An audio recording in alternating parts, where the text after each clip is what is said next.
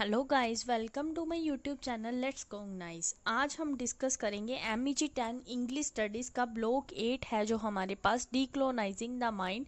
इसके यूनिट 3 है। Last video में हमने डिस्कस किया था इसका objective, introduction and decolonising the mind. आज हम इस वीडियो में उसका नेक्स्ट टॉपिक डिस्कस करेंगे। हमारे पास है 3.3 नंबरिंग है इसकी। Literature as a site of cultural domination, Said orientalism. आज हम इसके बारे में ही डिस्कस करेंगे।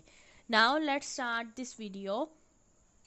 If we were consider too much of the literature about India and other colonies of Britain that was produced during the period of British colonization, we would find that these writings abound in the creation of a culture stereotypes which propagate racial superiority of the wild to the blacks or natives and religious superiority of the Christianity to all other religions and religious practice। इसमें उन्होंने क्या कहा है कि हम किसके बारे में कंसीडर करेंगे, लिटरेचर के बारे में। जो लिटरेचर है हमारे पास इंडिया का और जो ब्रिटेन की अदर कॉलोनीज़ है, मतलब ब्रिटेन की कॉलोनीज़ है और इंडिया का जो लिटरेचर है हम उसके बारे में ही सबसे ज़्यादा कंसीडर करेंगे, जिसे कब बनाया गया था, ब्रिटिश कॉलोनाइजेशन के पीरियड में बनाया गया था।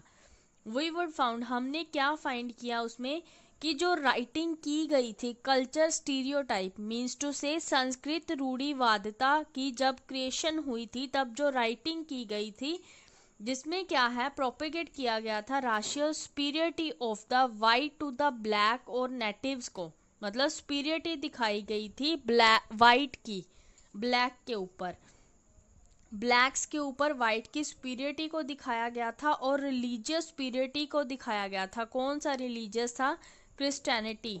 मतलब सभी रिलीजन से ऊपर कौन सा रिलीजियस माना जाता था, क्रिश्चियनिटी रिलीजियस। ये थी हमारी फर्स्ट लाइन। नेक्स्ट लाइन है, इवन एज दिस लिटरेचर, ये जो लिटरेचर है encapsulate the colonial experience of a different and remote land और पीपल और culture ostensibly in innocent act of description and creation of character, a hierarchy of power is established। As इस literature की तरह में क्या है, इसमें क्या है, जो अलग अलग लैंड है, अलग अलग लोग हैं, उनका अलग अलग कल्चर है, उसमें उन्होंने क्या किया, उनके जो कॉलोनियल एक्सपीरियंस था, मतलब उनका जो अनुभव था उसे क्या है, इनकैप्सुलेट किया है, मतलब अपने में कैप्सुलेट करके रखा हुआ है। और क्या है, करेक्टर्स की डिस्क्रिप्शन की गई है और क्रिएशन की गई है। और क्या है, किसको इस्टेब्लिश किया है, पावर को इस्टेब्लिश किया गया है। The west rules over the east, क्या कहा है उन्होंने, जो वेस्ट है वो किसके ऊपर रूल कर रहा है, ईस्ट के ऊपर। The white over the black, जो वाइट्स हैं वो किसके ऊपर रूल कर रहे हैं, ब्लैक्स के ऊपर। And the latter with its easy collapse of symbolic boundary translate into the triumph of a good over evil। और इसमें किसकी जीत दिखाई गई है, अच्छाई की बुराई पर जीत दिखाई है। One common example of cultural stereotyping is the image of the India as the land of snake charmers।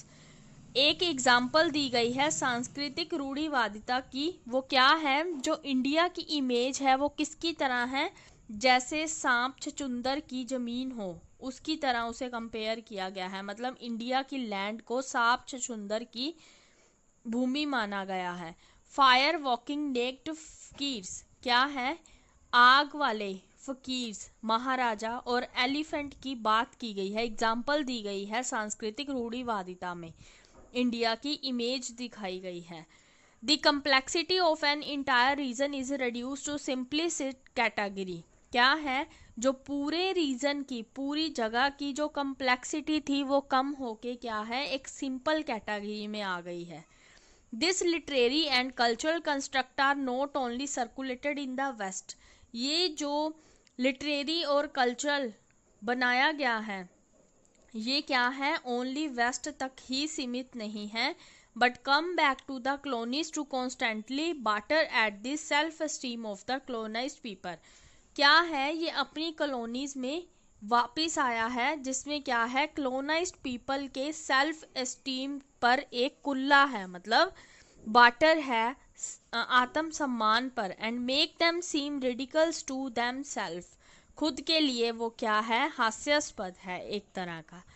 It is not difficult to understand that, यह समझना डिफ़िकल्ट नहीं है। People with low level of confidence, मतलब क्या है, जो low level confidence के लोग हैं, विल लेंड, जो लेंड करते हैं, themselves to being ruled over with greater ease, वो क्या है, आसानी से उस जगह पर शासन कर सकते हैं अगर वो उस जगह पर नहीं आते। If that didn't take place,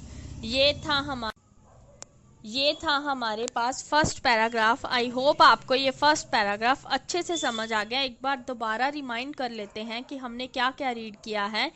इसमें क्या है, राइटिंग्स को दिखाया गया है, जो कल्चर स्टीरियोटाइप जब क्रिएट हुआ था उस टाइम में जो राइटिंग्स लिखी गई थी।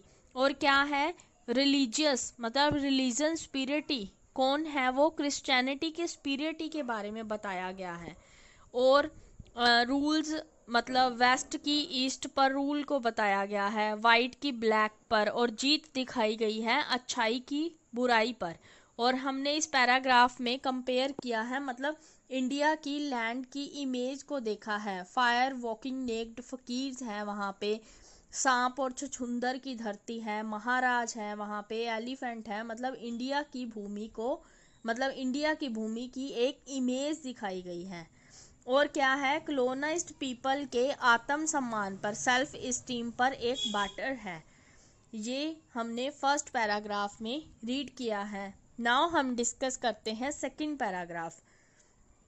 Post colonial scholars have examined the literature of a colonization to expose how cultural domination take place at the site of a literary production। जो पोस्ट colonial स्कॉलर है उन्होंने किस चीज़ को एग्जामिन किया है, किस चीज़ की जांच की है कि जो लिटरेचर है colonization का, उसमें किस चीज़ को एक्सपोज किया है कि किस तरह से कल्चरल डोमिनेशन ने अपनी जगह बनाई है लिटरेरी प्रोडक्शन पर। हु इज राइटिंग, किसने राइटिंग की, what is the target readership, reader मतलब उनका मेन टारगेट क्या है रीडरशिप के related. Who is publishing and where, किसने पब्लिश किया है और कहाँ पर पब्लिश किया है। What are the political beliefs of the writer, एक राइटर की बिलीफ्स क्या है, पोलिटिकल बिलीफ्स क्या है। When is the text produce, text कब प्रोड्यूस किया गया, कब करना है। It becomes important to ask this question, ये क्वेश्चन क्या है, काफ़ी इम्पोर्टेंट क्वेश्चन है पूछने के लिए। The answer lead us to see how literary production maintain the status of a existing power structure. इनके जो आंसर है, इन क्वेश्चंस के जो आंसर है वो हमें किस चीज़ को देखने के लिए प्रेरित करते हैं कि किस तरह से लिटरेरी प्रोडक्शन को मेंटेन किया गया है उस पावर स्ट्रक्चर के एग्जिस्ट होने पर। इन अदर वर्ड्स, दूसरे शब्दों में क्या है, जो लिटरेचर है आइडियोलॉजिकल है, मतलब लिटरेचर क्या है, एक विचारिक है। Literature is ideological. ये था हमारे पास second paragraph of this topic. I hope आपको ये सेकंड पैराग्राफ भी अच्छे से समझ आ गया।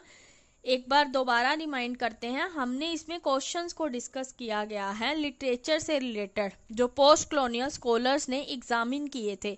और ये इम्पॉर्टेंट क्वेश्चंस हैं और इनके जो आंसर्स हैं वो हमें ये देखने के लिए प्रेरित करते हैं कि किस तरह से लिटरेरी प्रोडक्शन को मेंटेन किया गया था। नाउ हम डिस्कस करते हैं नेक्स्ट पैराग्राफ, लास्ट पैराग्राफ है इस टॉपिक का। Edward Said in 1978 in Orientalism lays bare both strategies of a cultural domination of the Occident over the Orient and provided the methodology of the recognizing and resisting these strategies in our reading of text। जो Edward सायद था उसने 1978 में 1978 में orientalism में क्या दिखाया था कि जो दोनों स्ट्रेटजीज हैं कल्चरल डोमिनेशन की वो बेयर दिखाई गई थी ऑक्सीडेंट की। ऑक्सीडेंट ओवर था ओरिएंट के, और क्या था, मेथडोलॉजी प्रोवाइड की गई थी जिसमें हम इन दोनों स्ट्रेटजीज को रिकॉग्नाइज, पहचान सकते थे, रेजिस्ट और उनका विरोध कर सकते थे हमारे रीडिंग ऑफ टेक्स्ट में। The salient feature of Said argument are that the word is divided into two unequal halves. क्या है जो सैयद आर्गुमेंट का एक फीचर है, स्लाइड फीचर है, वो क्या है कि वर्ड को डिवाइड किया गया है दो अनइक्वल पार्ट्स में, the superior occident and the inferior. किन किन में? सुपीरियर ऑक्सीडेंट और इन्फीरियर में, एंड सबऑर्डिनेट ओरिएंट में। And thus there occur an invisible suppressive dimension to it. ये एक तरह का क्या है? एक इनविजिबल डिमेंशन है। इन द रीलम ऑफ नॉलेज, अगर हम बात करें नॉलेज के रीलम की, मतलब ज्ञान के दायरे की, given the historical fact of European colonisation with its imperative to maintain its power structure. तो जो यूरोपियन कॉलोनाइजेशन का हिस्टोरिकल फैक्ट है इम्पेरेटिव के साथ, उसमें क्या है? पावर स्ट्रक्चर को मेंटेन किया है। जितनी भी नॉलेज है ओरिएंट की, वो क्या बन गई है? कंस्ट्रक्ट बन गई है। इन अदर वर्ड्स, दूसरे शब्दों में क्या है? ओरिएंट क्या है? एक आइडियोलॉजिकल क्रिएशन है, मतलब वैचारिक क्रिएशन है। ग्लोरिफाइड और demonised as the case may be with an end to prove the superiority of the European.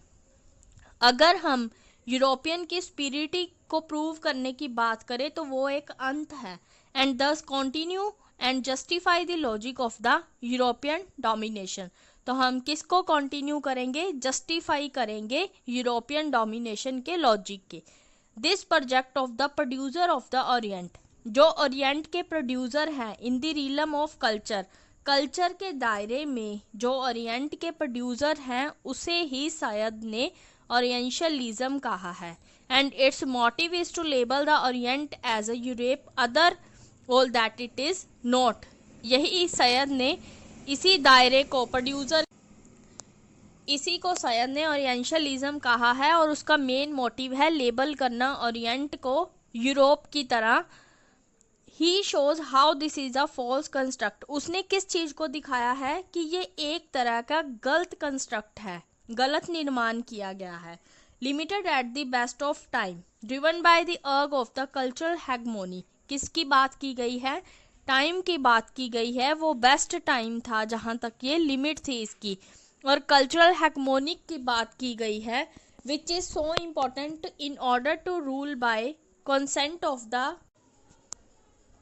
In order to rule by consent of the oppressed, he advocated the urgency of the need to expose the power structure that form the context of the cultural production.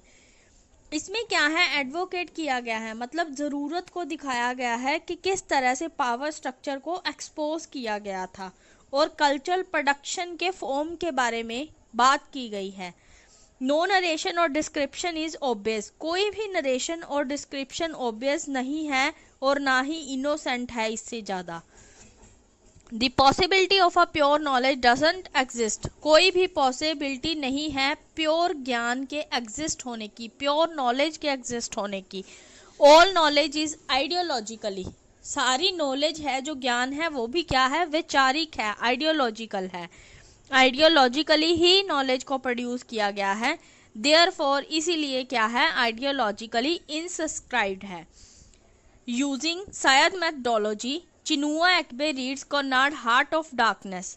Syed की methodology को use करके जो Chinua एक्बे था, उसने किस चीज को read किया? कर्नाड के हार्ट ऑफ डार्कनेस को। और क्या शो किया गया है? हाउ इन द नोवेल, ये नोवेल कैसा है, किस तरह है बीच में। Africa is constructed as the racial culture and political other of Europe. Africa है जो उसे कंस्ट्रक्ट किया गया है यूरोप के राशियल कल्चर और पोलिटिकल की तरह, एंड इट्स परसीव्ड स्पिरिटी। और इसको क्या है? किस तरह से स्पिरिटी मिली है? It is an iconic model. ये एक क्या है? आइकॉनिक मॉडल है फॉर फ्यूचर एनालिसिस। किसके लिए मॉडल है? फ्यूचर में एनालाइज करने के लिए कैनोनिकल वेस्टर्न टेक्स्ट को। Despite the flaws in Syed argument as recorded by critics, जो भी सैयद के आर्गूमेंट में, मतलब सैयद में कमियां निकाली गई थी, उसे क्रिटिक्स द्वारा, उनके क्रिटिक्स द्वारा क्या है? रिकॉर्ड किया गया है। His remains a pioneering study empowering the process of decolonizing of the mind। क्या है? यही एक तरह की प्रोसेस है डीकोलोनाइजेशन ऑफ द माइंड की। ये था हमारे पास लास्ट पैराग्राफ। आई होप आपको ये अच्छे से समझ आ गया। एक बार रिमाइंड करते हैं, हमने इस पैराग्राफ में किन किन चीज़ों के बारे में डिस्कस किया है। एक तो हमने ये देखा है कि एडवर्ड सायर ने 1978 में ओरिएंटलिज्म की जो 2 स्ट्रेटजी थी उनके बारे में बताया गया है। उन स्ट्रेटजी को रिकॉग्नाइज, पहचानने और उनका विरोध करने के लिए क्या है, मेथोडोलॉजी प्रोवाइड की गई है। और नेक्स्ट हमने देखा था कि जो वर्ड है उसे क्या है, 2 अनइक्वल पार्ट्स में डिवाइड किया गया है। और क्या है, नॉलेज का एक दायरा बताया गया है कि किस दायरे में पावर स्ट्रक्चर को मेंटेन किया गया था। और हमने इसमें डिस्कस किया है कि ओरिएंट जो है वो एक आइडियोलॉजिकल क्रिएशन है, मतलब ओरिएंट क्या है, वैचारिक है।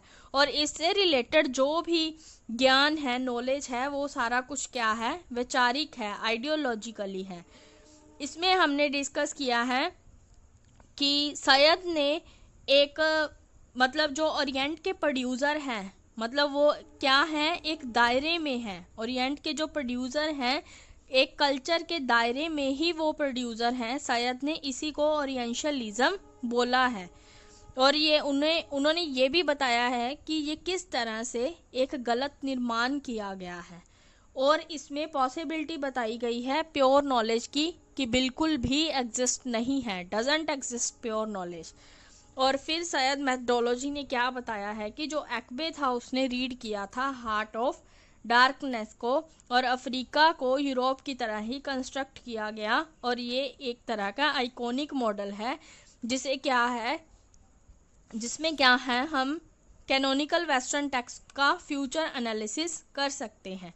आई होप आपको ये वीडियो अच्छे से समझ आ गया। अगर आपको ये वीडियो अच्छा लगा तो प्लीज़ मेरे चैनल को सब्सक्राइब कर देना और प्रेस कर देना बेल आइकन, ताकि आपको नोटिफिकेशन मिल सके और भी वीडियोस की MEG 10 से related. Thank you guys, bye bye, have a nice day.